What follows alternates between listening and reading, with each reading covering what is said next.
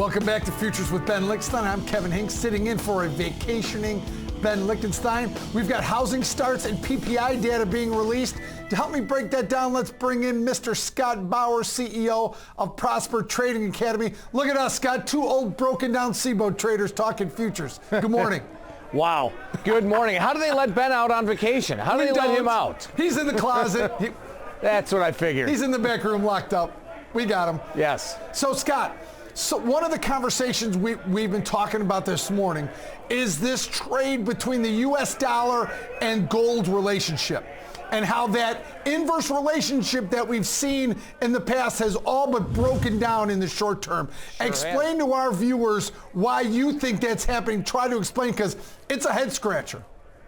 It is definitely a head scratcher, and you can say almost the same thing about the equity markets and the bond markets too right now. But you look at it, and it really comes down to two things. A, the gold trade, the fact that gold has been so strong, and that rally is really based on a safe haven type trade.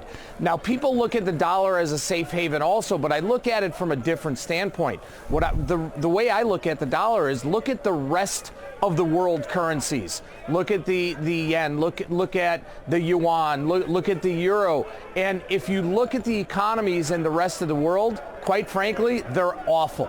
There's not another economy in a major power of the world that you can look at and say is anywhere near close to as solid footing as the U.S. is. Yeah. And so to me, that is what is sustaining this massive rally in the dollar, and the strength behind it is that, bottom line, where do people want to go? Where do they want to feel that safety of a solid economy? And it's here. Yeah, Scott, I mean, it's one of those situations where we're not, in a bunch of horrible markets, we're not the best of horrible markets. The U.S., our economic data is surging and holding pretty firm at some high levels. So is the risk to our markets and the bond market, especially on the lofty levels it's at, is there a risk to the foreign markets recovering, or our markets getting softer? Because surely the economic data of the U.S. doesn't show that we're getting soft by any stretch. If anything, we've gathered a little momentum, caught our breath. We look like we're ready to grow the second half of the year. Yeah, I actually think in the next 6 to 9 months, the risk is to the rest of the world catching up. Because like you just said, Kevin, our numbers are really solid. Maybe we see, some blips on the radar here and there. Maybe we have a one-off. Maybe we start to see the consumer start to slow down a little bit. But overall, in the big picture, we're looking really good. So unless there's a one-off, and that one-off maybe being the coronavirus or something else that really starts to derail things here, I think the risk is the rest of the world catching up to us. Yeah, Scott, it looks like we're getting some small beats on the PPI number. We got a beat on the housing starts data. There you can see the expected number in PPI. Pretty strong beats here. And there it is, Scott. There's that 2 handle on the year-over-year data in PPI. Now, Scott, coming off the CPI data, which showed year-over-year 2.5, this 2.1 year-over-year now, these numbers should start to catch the attention of some of these bond traders. No doubt about it. You would think so, and yet you have the Fed here that everybody thinks is going to backstop this market, and that Fed put in there. But you would think that some of these numbers coming in hot like this, that the bond market would change, but doesn't seem to be that way right now. Yeah, that definition of everybody, I don't know. I certainly don't think that the Fed's going to cut rates this year.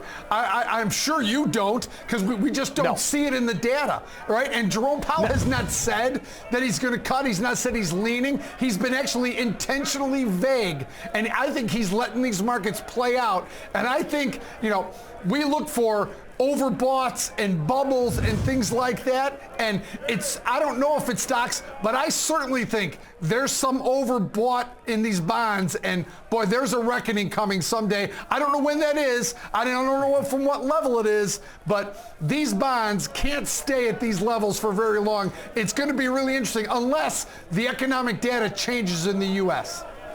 No doubt about it. And you look at that 10-year, at 160-ish or so, and just look at the range that it's traded at over the last year. And this is smack dab at the absolute bottom range, right? On this massive bond rally. And, I think you have to, at least for me anyway, you have to look at that range. You have to respect that range. You have to take into consideration everything that you just talked about here. And unless something happens to derail this economy, I agree with you, Kevin. I don't see how this bond rally sustains itself.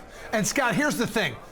All along through this recovery, all along the last several years, we've been talking about how the housing market has been lagging, right? House prices, demand for houses, all that, even home builders. You can't say that the last 6 to 9 months. The housing market is on fire and showing strength.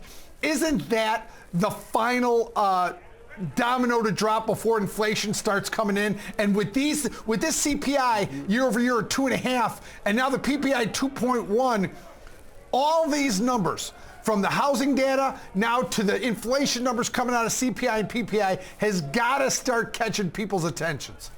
And I would hate to be speculative, and I hope I'm right for more reasons than just the market being well off. But if we start to see this coronavirus getting under control here, that is going to take into consideration everything that you just mentioned.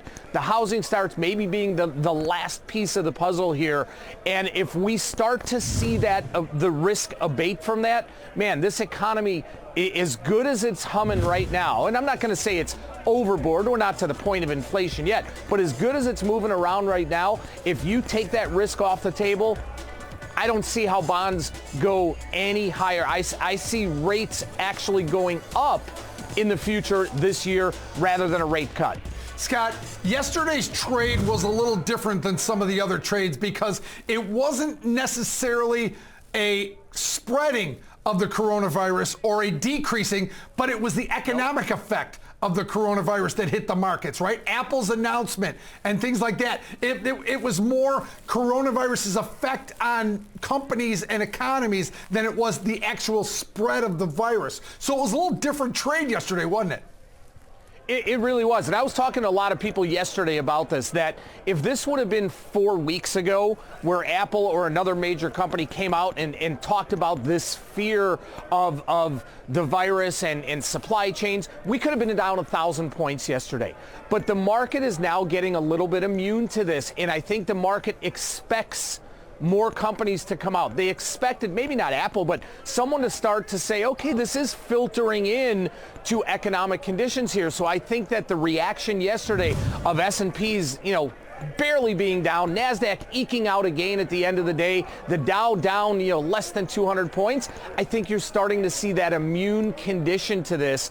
And unless you seriously start to see things worsen due to the coronavirus here, the market is going to move on from it. Yeah, Scott, I thought yesterday's big story that surprised me the most was Walmart missing.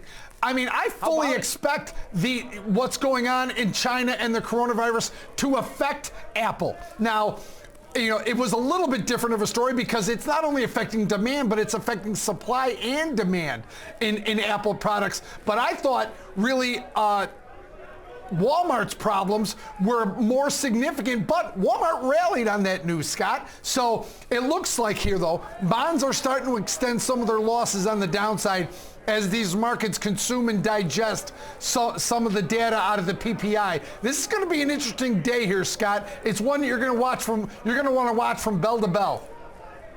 No doubt about it. I mean, the volatility swings that we've seen intraday have been fantastic. You measure maybe the VIX or overall volatility on a bell to bell, and we're not seeing big changes day to day. But intraday, we're seeing some big vol changes, and I think we're in for that again today. Yeah, 14.3 on the VIX as we start the day, Scott. That's not going to get anyone's heart rate up, is it? No. Not at all. Not at all.